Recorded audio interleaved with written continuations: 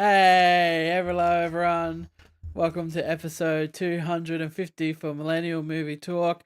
I'm your host, Alex, and I'm joined by Brayden, Hello. Christian, Hello. and that's it. That's it for this week. That's it. That's the show, everyone. Oh, there you're back. Ooh. Don't you love how technology works, everyone? Yeah, it's a blast. We love it. We're all very good at it. It's not like Alex works in IT or anything. Shut up. It's good. No, I respect it. I wouldn't dare. Personally, every time I have to use technology or like a program I haven't used since high school, like Microsoft Word or something, I feel like an old man trying to do the simplest of tasks. Yeah. Why do they change things? Don't update that. That one option I liked is different. Exactly. Yeah, that is very fair. Bless. What have y'all been watching this past week?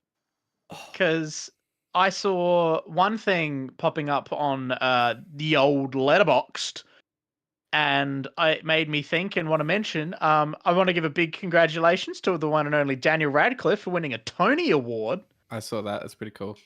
It was very sweet. He won alongside also winning Jonathan Groff, who we spoke about last episode from the Doctor Who episode. He also won his first Tony Award that night, which is very exciting to see. Friend of the show, Jonathan Groff. Yeah, they both had very sweet acceptance speeches, and it was very, very positive to see. Very nice. It seems like they had a great time on their production together. But I mentioned that because I saw Alex. It appears you're in your yearly rewatch. I'm rewatching Harry Potter with someone who hasn't really seen Harry Potter before, or like that would be fun. Or like, it's not fun. Is it horrible? Oh, I realized how much you had to watch these movies as a kid to have joy in your life. The early ones, certainly. Well, yeah, but then they gave Prisoner of Azkaban a 3 out of 5, and I'm like, what are we doing here? Ooh. They're not feeling the magic. They say they are feeling the magic, but they just didn't like the Prisoner of Azkaban. Why? Well, it's wild that they could be so wrong about the one that should be higher. So their two favorites so far, Goblet of Fire is number 1, and I agree, Goblet of Fire is the best Harry Potter movie. It's the most fun. It's a bit of fun. Really adult one as well. Yeah, it's the most fun. And Chamber of Secrets, they enjoy. Wait, Goblet of Fire is not the most fun. Yeah, that's wild. Half-Blood Prince is the most fun. Dude. Half-Blood Prince is great, but it's not the most fun. I wouldn't describe it as fun. No. It hits different than all the others. It's got a completely comedic tone throughout, right until the end. There's 3 right until Dumbledore falls off that tower. Yes. Yeah. Seriously. There's 3. Chris was watching the YouTube edit where they added. they added like Looney Tunes sound effects. The Willem scream. No, but number 4's got the Triwizard Tournament. That's so fun. Yeah. But dude, other one has Liquid Luck. Yeah, Harry gets drunk. Harry just walking around drunk. But Harry, Professor, have a spider funeral. Come on. A spider funeral. The guy disguises himself as a chair. There's some good scenes. Was that a thing? Yeah, it is. I don't remember that one. They go into the professor's house because he's in hiding, and he's like a granny chair. Oh my god, that's right. Shit. Wow. Goblet of Fire is my favorite Harry Potter movie. That's understandable because it's the one where it's still half a bit like we're kids in school. Yeah, and then the ending happens, and it goes. We just watch Cedric Diggory fucking eat it. Yeah, it's definitely the first like super adult one. Yeah, and there's also the love interests coming into it also. Yeah, it's the most like feels like teenagers in high school, and we all grew up watching the film, so we all grew up with a crush on Emma Watson. I mean, so, we're only human. Yeah. So, but I just love that scene when she comes down the stairs and they all realize, oh, she's a girl. Yeah. They do that exact moment where in other films she'd be taking off her glasses, but in this they're just like, oh, she's wearing a nice dress. Yeah, I do enjoy the more I pick up every time I watch these films. compared to when I was a kid. You're noticing more details. Yeah, like I like the scene where her and Ron have a tiff during the Yule Ball, and it clearly shows that Hermione wanted Ron to ask her, and Ron never did. It's really good. It's really good. Ron literally says, "Oh, Hermione, you're a girl." Yeah, and she gets offended. Like, yeah, she. Oh my god. It's just they do really well setting everything up for future movies to come. Like, there's some stuff that they kind of linger on, and then it never comes back up again. And the person watching it was like, "What's the point of that?" I was like, "Just fucking wait." Just hold on. There's 4 more films. we're only at the Goblet of Fire. Just come on. I love them all. They've all got the magic. The first one feels the longest. Really? I will say, yeah. Chamber of Secrets doesn't feel very long. Setting up so much. That's what the first one's got. The first one's got the burden of having to introduce you to the world and set everything up. I do remember going back and the first like half hour being very like, okay, we got a lot to get through. Oh, I love. I always forget about the. Is it the first one or the second one that has the start with the bit at the zoo with the snake? Yeah, first one. The second one. Yeah. Okay, that's the first one. God, like that. Even that is like, oh my god, that's like. I forget that scene's there, and then it's so long. On a rewatch, Chamber of Secrets for me, that was like underwhelming. Chamber of Secrets. Sorry. Yeah. So when I was a kid, man, it was such a mystery, you know. And then the actual movie it's pretty simple. They get in the chamber. There's a snake. Cool scene, but like there weren't that many secrets in the chamber, you know. Chamber of Secrets would be half an hour shorter if Hermione didn't get petrified. Like, yeah. Oh god, like, she would solve that so much quicker. Yeah, like, so yeah, I love them all. I grew up with them all. I've watched them probably the most I've ever watched movies, the Harry Potter films. And they just got the magic and they're fun and we can enjoy them. Well, I can. Do you think the amount of times you've now seen Bullet Train is starting to creep up on Harry Potter? Can't. Nah. Bullet Train's you don't think so? Bullet Train's got 12 years of Okay, so I reckon Bullet Train's got 20 time, years of movie to catch up.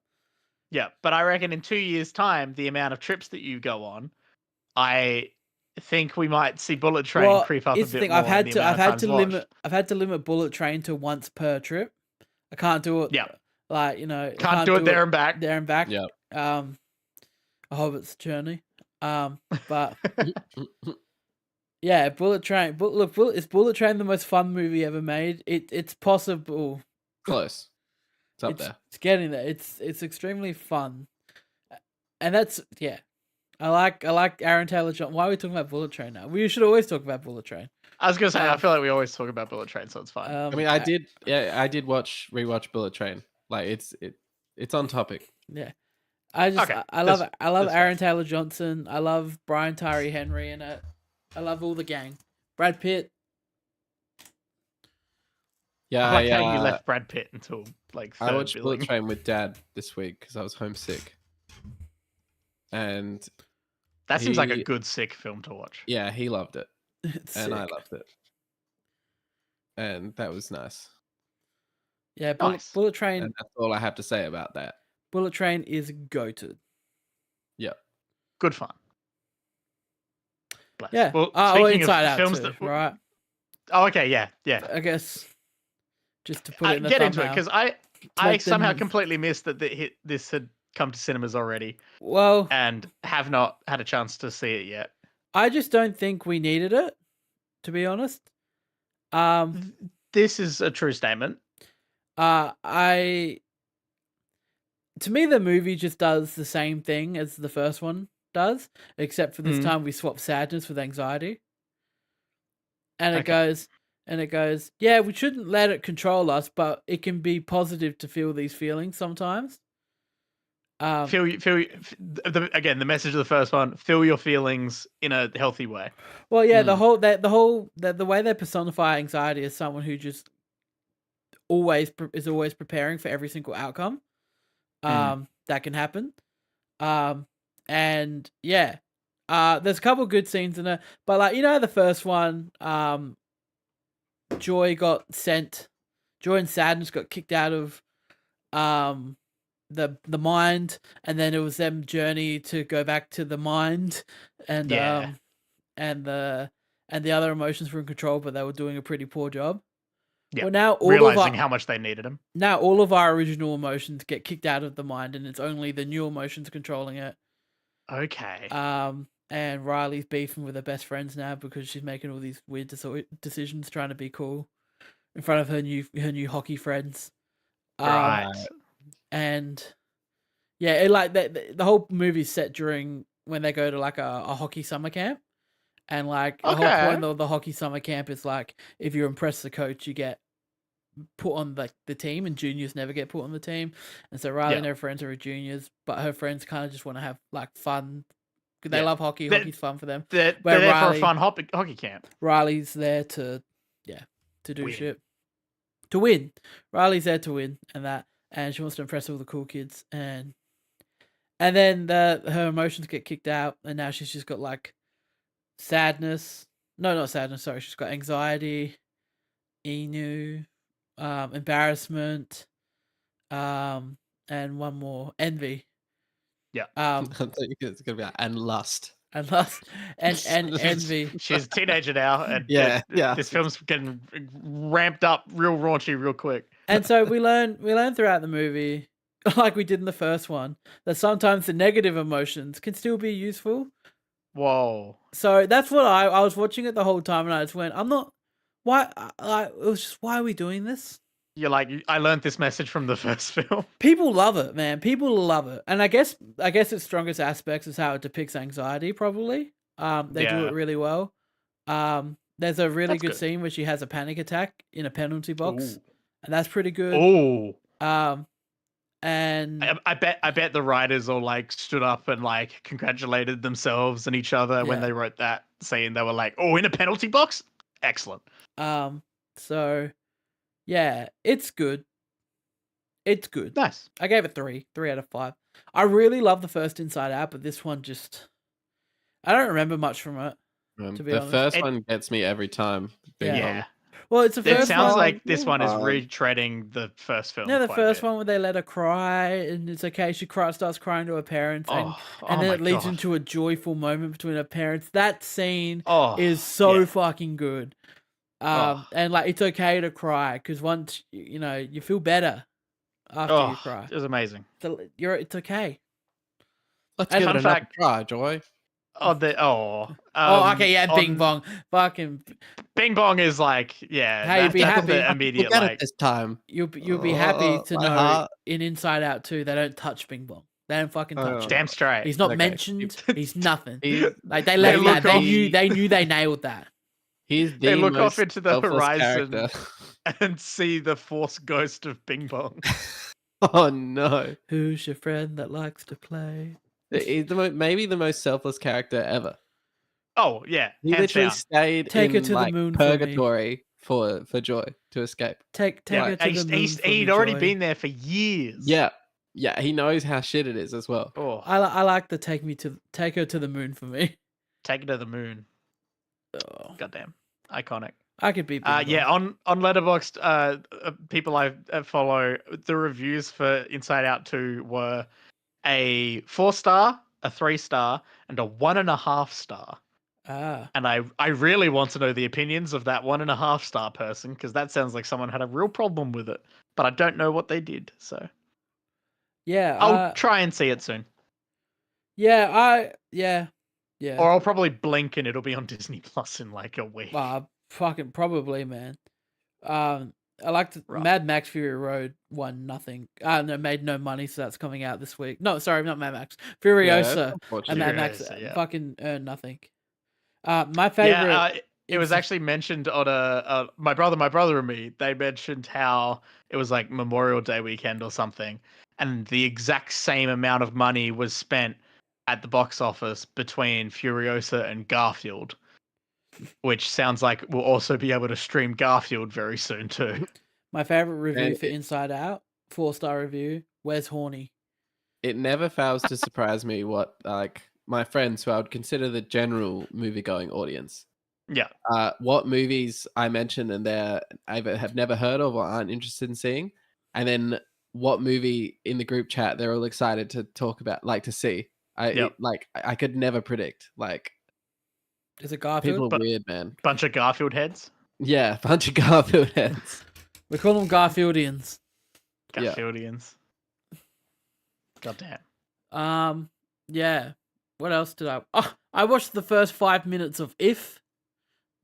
Oh, the Ryan Reynolds one. I turned it off. Ooh. Not for me. Ooh.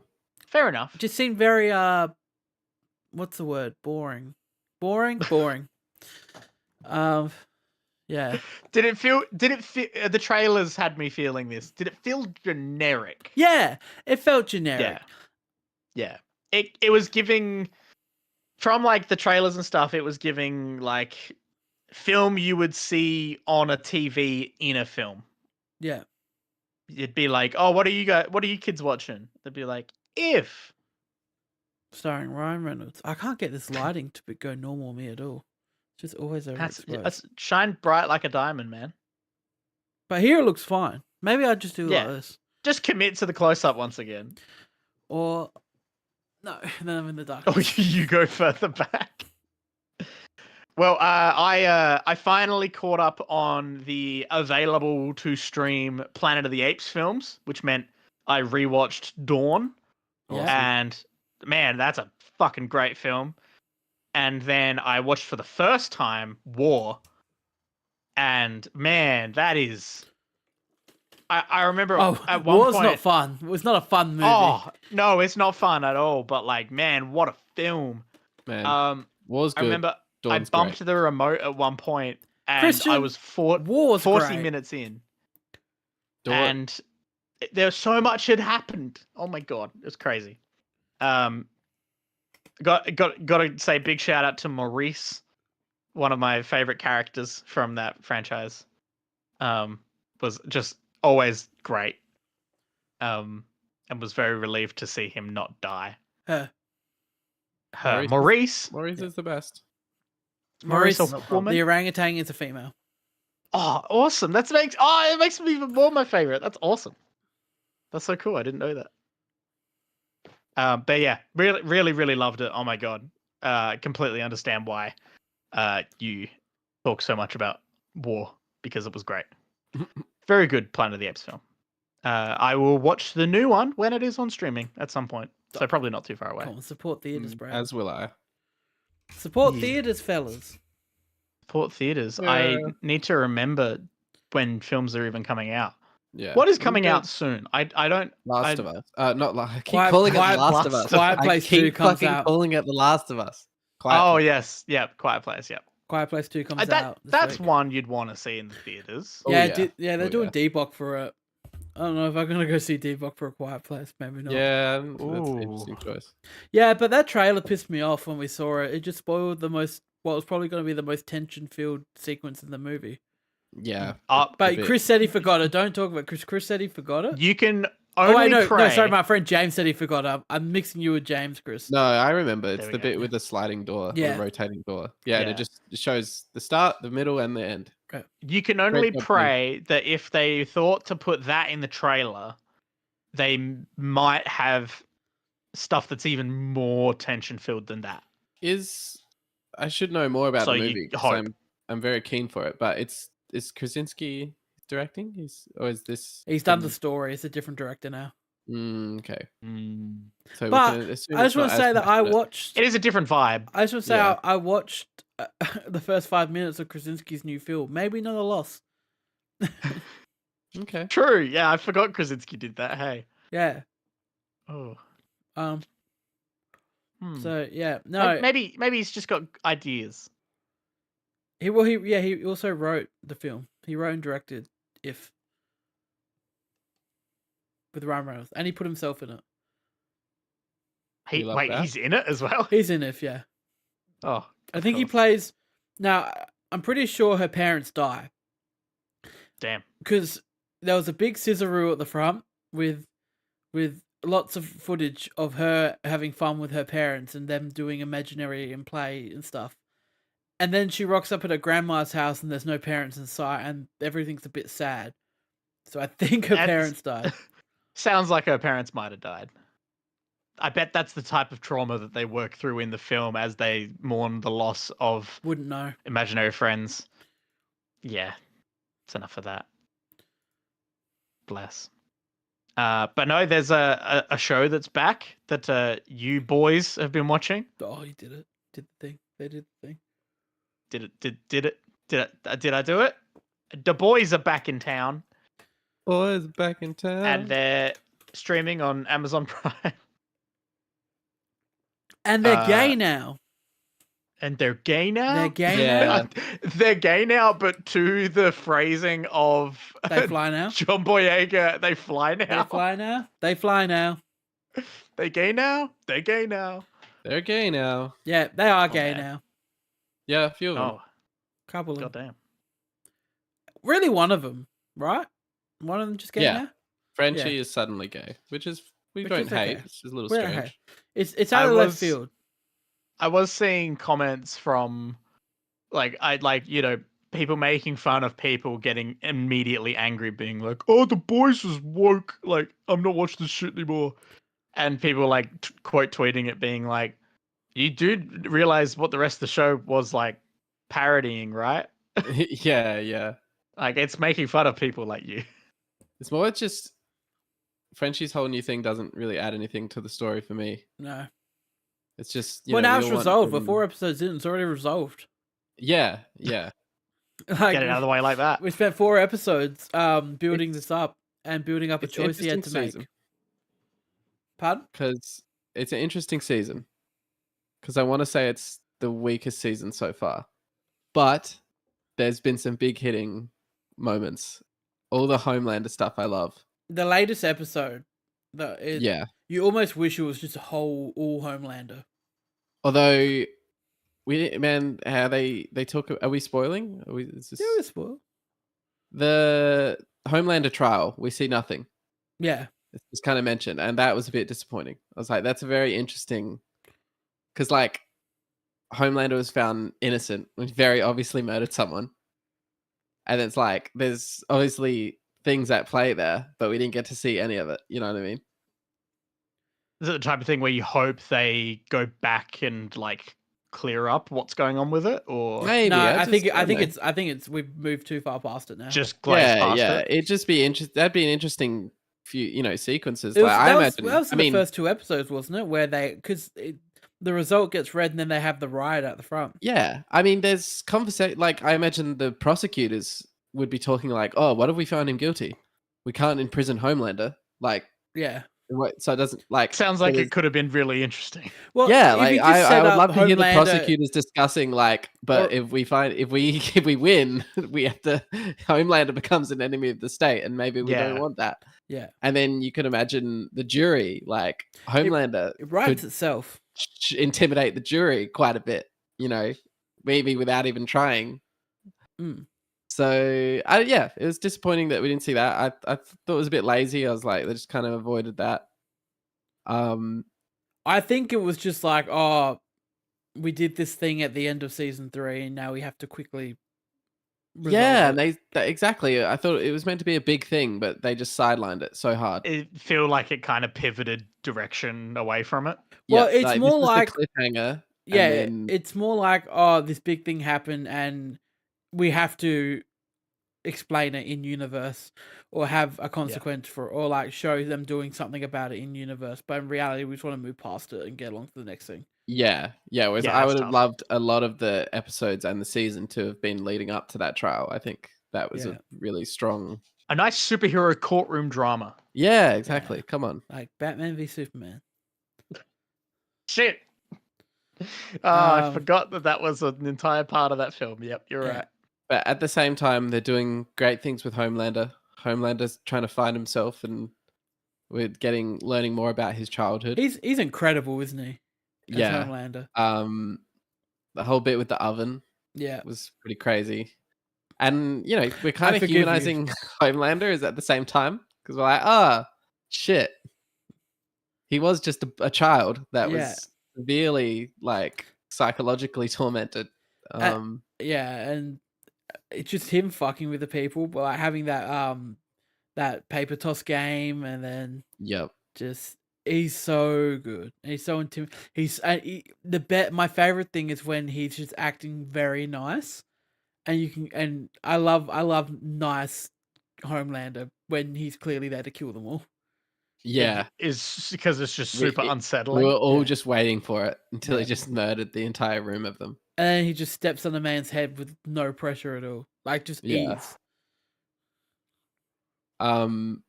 Otherwise, I think episode 3 was probably the weakest. It's a lot of the kind of side stories. They're really just kind of. I think we're taking. I think what's his face, Butcher. I want to know what we're doing with Butcher. Yeah, but Butcher's more interesting part. But we need to get there now. Yeah, a lot of the side stories, like apart from the main line, which is obviously like Homelander's the main villain, are a bit rushed. Like they're just not well executed. There's the whole sequence where they're at the Comic-Con kind of event. That was my least favorite episode. I think that was very forced. Just very something's. I mean, there's some 2 new soups kind of revealed, and I don't know. I like crew of the boys, I feel like, act a bit foolish and get caught out, but then they survive with plot armor, if that makes sense. Yeah, plot armor. They get they just get tricked too easily, and like they're not exactly a crack CIA group that they once were, where they had to come up with the intricate plans to like combat these soups, and they just kind of run into the situation like, and then get caught out with like guns in their faces, and then they just survive. It's a bit. It was really lazy, I thought. I did like. I think episode 3 had the scene at the Vor on Ice production. Yeah, I thought that was really good with Homelander just like smelling Huey's sweat and just immediately lasering the fuck out of the vent he was hiding in. That was a cool scene. And then obviously watching all the fucking Homelander or nice people die. There's still definitely some great bits. Yeah, but the boys to me sounds like it is a show where they love their big moments. Like big shareable discussion moments where it's like, holy shit, I can't believe they did that scene where he did that. And it's like, that's still hitting, which because I feel like every time a new season of The Boys comes out, working at a comic shop, like people see The Boys on the shelf and they turn to their friends and go, man, did you see the guy do the Ant-Man thing? Fucking whoa. And then I feel like every season has like moments like that where people just come in and go, whoa, that thing. Yeah, it's just the side stories in between that don't feel well passionately executed. Because they're kind of just going towards the big moment thing. Yeah, episode 4, there's this whole fight scene with Huey and what's the Korean girl's name? Kimiko. Huey and Kimiko have this fight scene which is just very forced, and Huey breaks his ankle, but then it's not broken for an entire fight he has, but then it's suddenly broken for the rest of the episode. Like, just kind of convenient, you know what I mean? Yeah. Yeah. That's all I have to say about that. That's all I have to say about that. Yeah. Enjoying the season so far, but definitely the weakest out of the 4 so far. We've only half the season in. Who knows? Exactly. Cool. Who knows what could happen? I'm rewatching Cobra Kai as well. Oh, back on the Cobra Kai. Yeah. Are they still doing more of that? Yeah. Next month, new season comes out. Just needed something to fill in the gaps while we wait for the bear that comes out. Oh, I'm so keen for the bear. The bear should be coming out Thursday. Every episode's dropping. I've seen a lot of advertising for it, so I imagine it's going to be massive. I will finish that in 24 hours. Yeah, same. I will eat that. So I should the second the episode comes out, I should just prep the thumbnail for next week, being the bear. Yeah. Yeah, we're gonna watch the bear. Put an actual bear. No, we did that joke last time. If you scroll back through our thumbnails, there is an episode where there is just a bear. It's so good, we should repeat it. Comedy comes in rules of threes. We still got 2 more to go. You could put a polar bear if the show's really bad, because it's like it's cold. The bear went cold.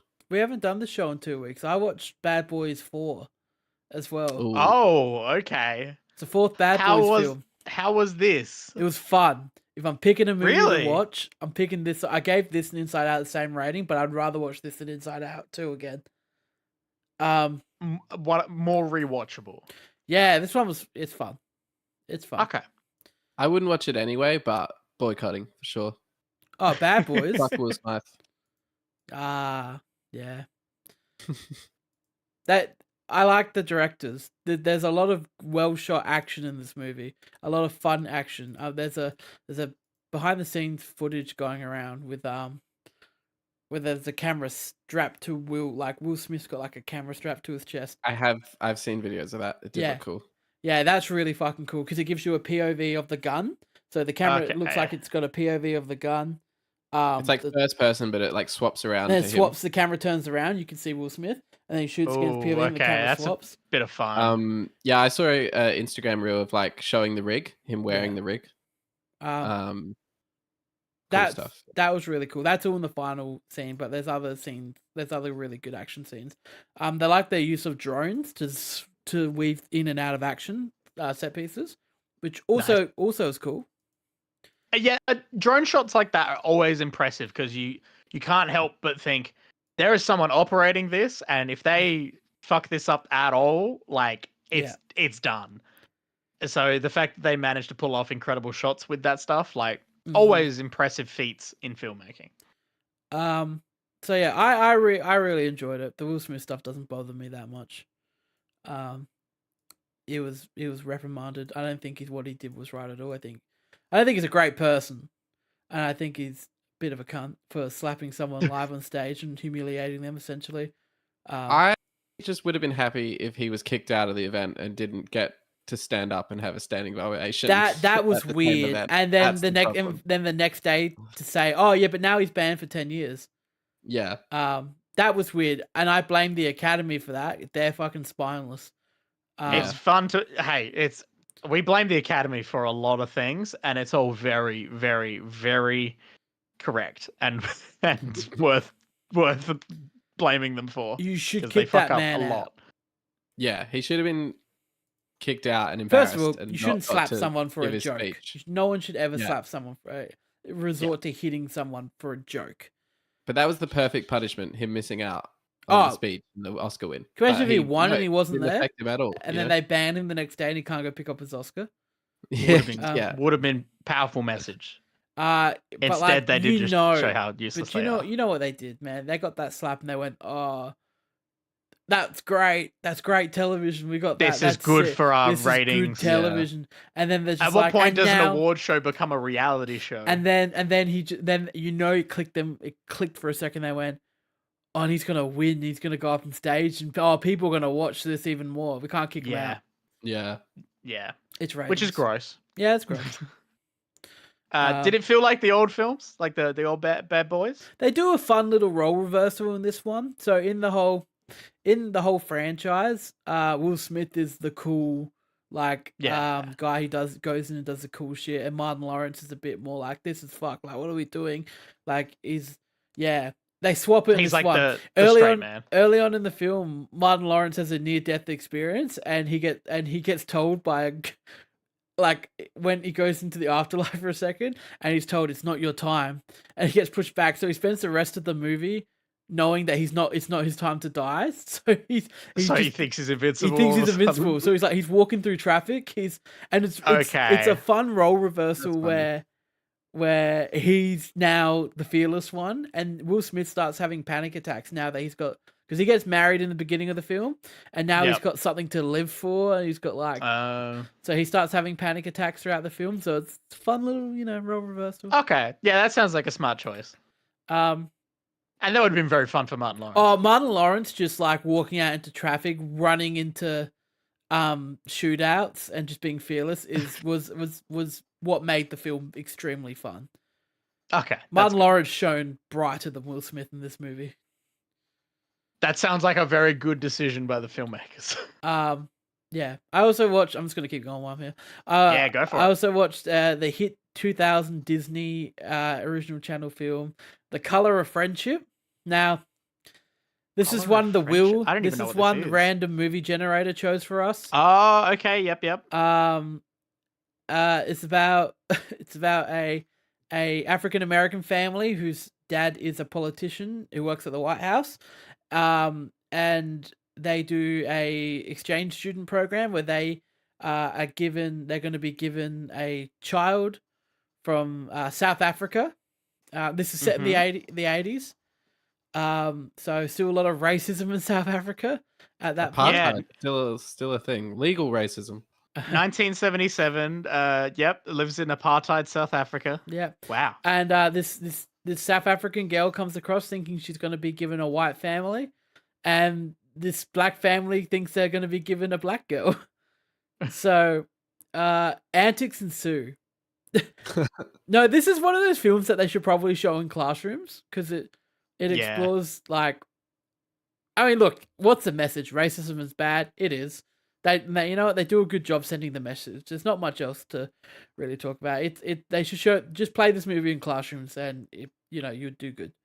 Hey, it's rated very highly on Rotten Tomatoes. Right? Audience score 77%. Tomato, from critics, 100%. Watch The Color of Friendship, guys. It will teach you that you shouldn't be racist. Anyway. Damn. Speaking of racism, the Will also gave us Remember the Titans. Never seen it before. How you hadn't seen it? The whole point of the Will is to get things you haven't seen before. So I hadn't seen Remember the Titans. I watched Remember the Titans in school. Okay, so this is one that should also be shown in school, and apparently it is. Denzel Washington football movie where they're the first mixed race school and they build a football team. It's my friend and I sat next to friend and I were watching this. We're like, so they're the only school that has black people on their football team, and it's like, yeah, that's the point. We're like, they're gonna fucking kill him. They're gonna go undefeated. They're gonna so much better. They're gonna destroy all these other white schools, and guess what they do? They go undefeated all year. Yep, wild, hey. And it's based on a true story. I'm just like, dude, that's not even competition. Oh, it's so funny. Man, yeah, that film's got some incredible fucking moments in it. I love that film.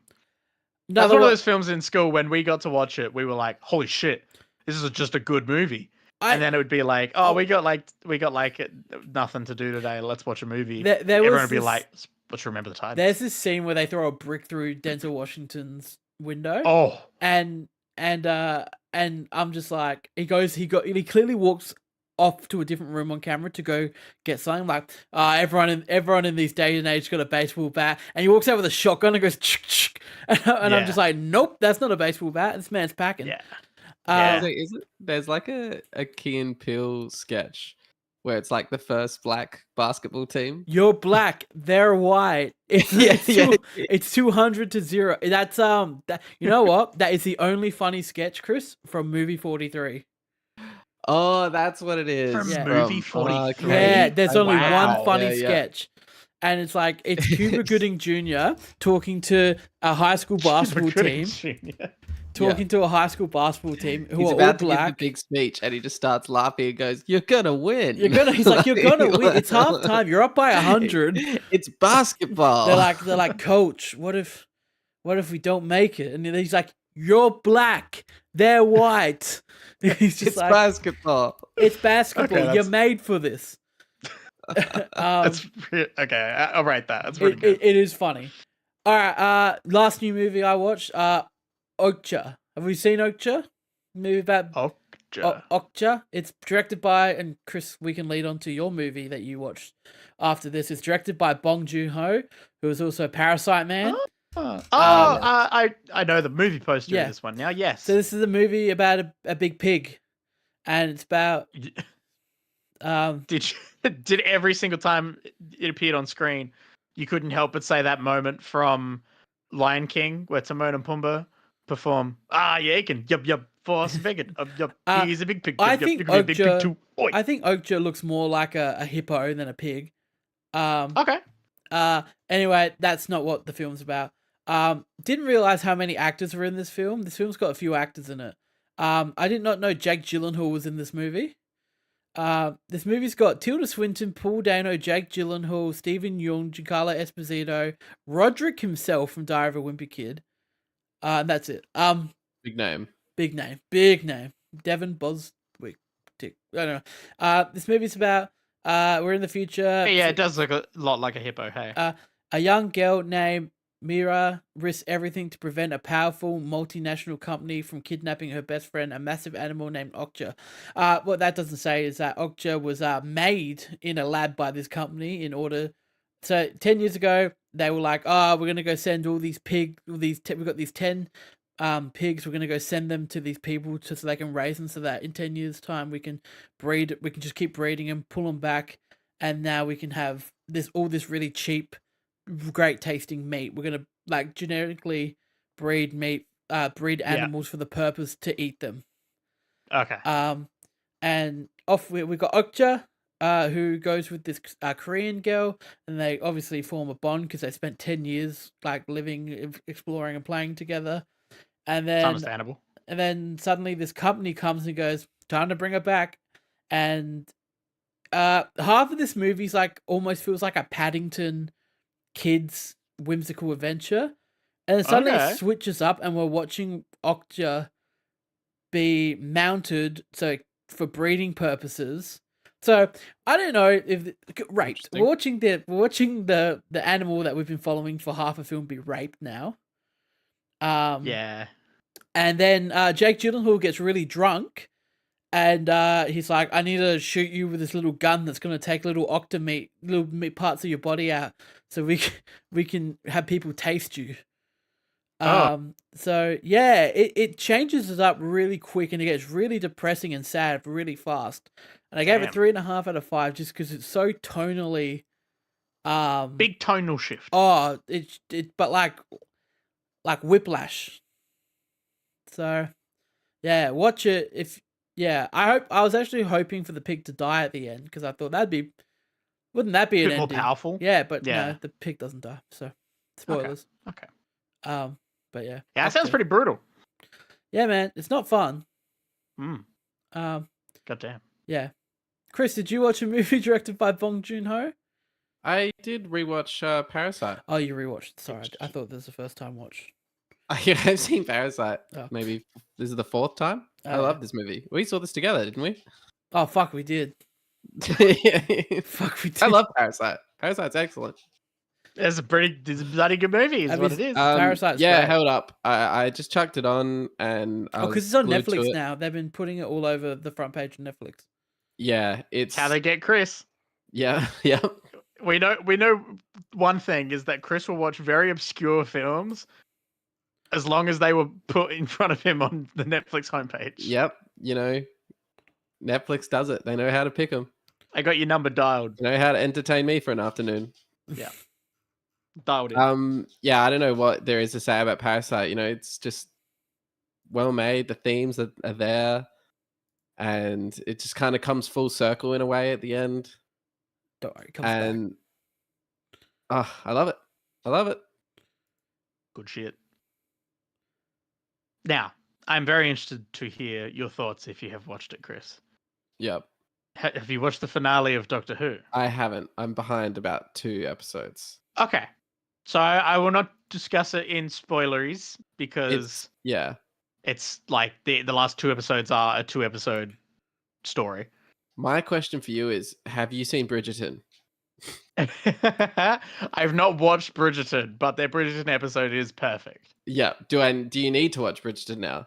I don't at all, because I watched an episode of Doctor Who and I was like, this is literally just Bridgerton with sci-fi shit in it. Like, it's ruined any chance of me watching Bridgerton because it's more fun Bridgerton. Now you just have to imagine Bridgerton without the sci-fi and it just wouldn't be the same. Yeah, it's just like, there's drama then. That's it? There's no big aliens and spaceships? And a very dashing gentleman known as Jonathan Groff? And lions and tigers and bears? So yeah, we can catch up on Doctor Who next week, I think. Yeah, that sounds good, because there's a lot there. And there's some stuff I think you're going to really like, and some stuff that the internet are very, very, very, very vocally angry about. Okay. As the internet is one to do. But yeah, following Doctor Who on Instagram and just like seeing their posts, like sharing clips from it, and the comment section just being very, I would say 90% angry comments, and the other 10% being people trying to be positive. I really enjoyed it. I really enjoyed this season of Doctor Who. I liked what it was doing, what it did, where it ended, and like where it's going. But a lot of people, I think, over the weeks, had built up answers to the narrative mysteries that were being presented, and may have got their expectations a little bit too high. So okay. I did I hear think some people were disappointing themselves. I caught my friends talking about it and just been like, yeah, like it sounds like the narrative kind of arc is already over. It's just a one season kind of mystery, you know? Yeah, Not a which huge overarching. It's no bad they're wolf, we'll say. no, well, no, it's not Bad Wolf. They don't do it as well as Bad Wolf. My God, like that'll forever be Russell T Davies' like creme de la creme masterpiece that he did. Yeah. That as well as the Master reveal. Yeah. When they were setting that up with what's his face, whatever his politician name was. When they set that up for ages. It's not done as masterfully as that, but they answer one major mystery while leaving one other mystery very much open for, I assume, the Christmas special, or possibly going into season 2. But yeah, I'm very interested to see where it goes next. But yeah, just word of warning that some people were very disappointed. So, Okay. but that feels like the internet nowadays, you know, like it's just angry people all the time. This Doctor's been fun, so I'm not too like heavily invested. Yeah, It's just a bit of fun. yeah. He gets some moments to like yell and be a little bit serious, but still not as much as I would like. But Shooty Gat was just fantastic. Oh my gosh. Yeah. But yeah, there's some fun moments in there for some. No spoilers. No spoilers. I won't spoil. But yeah, I got to shout it out because their most recent season, their 2-part finale episode, just came out. If y'all aren't watching shows on Dropout, so good at the moment. The Game Changer finale just came out. They did a parody and a version of The Circle. If you know The Circle, the reality TV show on Netflix. Oh yeah. Where they're all in the different rooms and stuff. They're all trying to catfish each other. It's very funny, and they've got so many good shows on there at the moment. It's coming up to Emmy nomination season, and they're doing a really big push for shows on Dropout to get nominations and preferably win because they're fucking excellent. So shout out to Dropout, formerly College Humor, and their shows like Game Changer because man, it's good shit. But yeah, that's about it. I still haven't watched any of the Acolyte yet. I've heard it's awful. Yeah, I've not hearing. I've heard things. people being very angry about it, which makes me excited to watch it because I'm really curious, but I haven't had a chance yet. From the clips I've seen, that it's just a bit wacky in terms of the Force usage and some other things. That sounds fun. I've heard they fuck with the whole idea that Anakin was like a special thing. Yeah, there's other children being born just by Force, so I hear they fuck with that. Yeah, I did hear from one very angry person who was commenting on that, and I was like, "Ooh," and they were really angry about it, and I was like, "Ooh, that's fun," and they were like, "No, you're wrong," and I was like, "No, that's fun," but we'll see. I haven't watched it yet, so I'm curious, and I'm not up to date on WWE. I'm still like a week or so behind, so that's about it for me. That's it for me, really. Other than that's it for me. That's it. Season 2 of Smiling Friends. Been watching that. Oh yeah. Oh Very yeah. funny, very weird, very funny. That's the one that you were saying last time. That's got like the SpongeBob hyper realistic animation. Yeah. The season 2's gone a lot more. It's a bit more developed. There's a lot more kind of like normal show structure where there's multiple kind of things going on. It keeps Season 1, it keeps 2. popping up on my Apple TV. Like my Apple TV is just like, this is what the most watched TV show is that we can sell. A lot of people are loving it. Yeah. It's very weird. It's not for everyone. That's definitely a thing. But you But got a very specific sense of humor too, Chris. yeah, the last episode's coming out like today, so I'm pretty keen to watch that. Me and the Yeah. boys have been watching it on Discord together each week, which I'm sure helps with the fun. Cute. You got to be in the mood. Mm-hmm. So yeah, what's that? Yeah, that's all I got. That's it. That's episode 250 Big one. of MMT Millennium Movie Is Talk. That's Michael crazy. back? I'm really confused if Michael's back or not. Oh, is he back or not? Well, I don't know. I have a feeling I keep he seeing photos from Europe. Yeah, but he's been Yeah. active on normal Australian times. Like usually for the last 7 weeks, he hasn't been active during the day, like on any. Yeah. But now he's been active a lot during like 12 o'clock PM, and I'm like, that's midnight over there. That was not midnight. That's like 3 a.m. over there. Yeah. And I'm just like, is he back? But I don't know. That's fair. Michael, is he back? He's well, back. I mean, Voldemort's back. So cool. He said in the chat he'll be on next week. So Yeah, so I guess he's back. We'll next be able week. to hear. He's from him definitely there. back next week. Steph will be back next week as well. Not the whole gang. Good God. I know. The whole gang. That's going to be wild. But you can look forward to that next week, episode 251 of MMT Millennium Movie Talk. You can follow us on your podcast service of choice. If you can, leave a review. That'd be great. If you're over on the YouTube, subscribe, like, leave a comment of your stuff and all that jazz. And as You like jazz? always, I'm Alex. I'm Brayden. And I'm Christian. Goodbye, everyone.